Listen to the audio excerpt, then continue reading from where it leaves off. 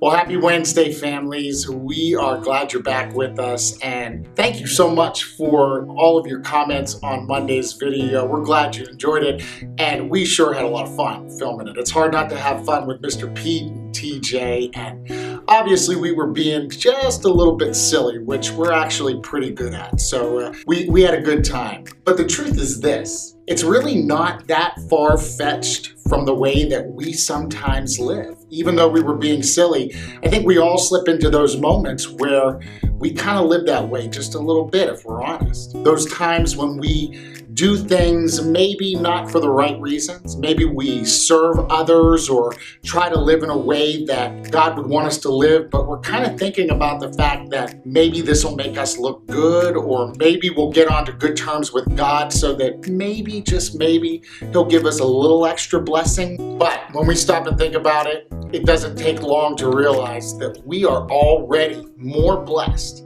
than any of us could ever deserve or ever imagine by our loving God. All that we have comes from Him. And you know, Mr. Pete, that wise Mr. Pete, said it so well the other day in our video when he said, we don't try to live lives that point to God and honor God in order to get blessings from God.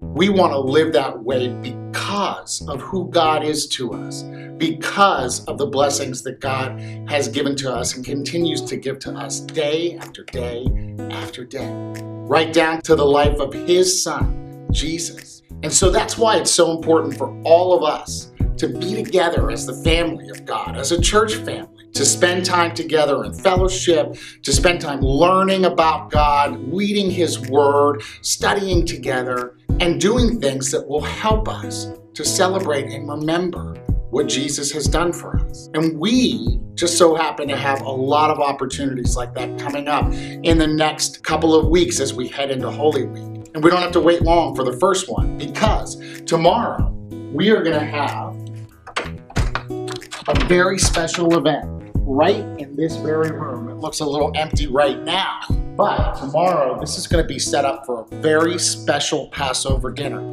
and Pastor Robbie's going to tell us all about it. The Passover has been celebrated for thousands of years, remembering God's miraculous activity when He rescued His people from slavery in Egypt.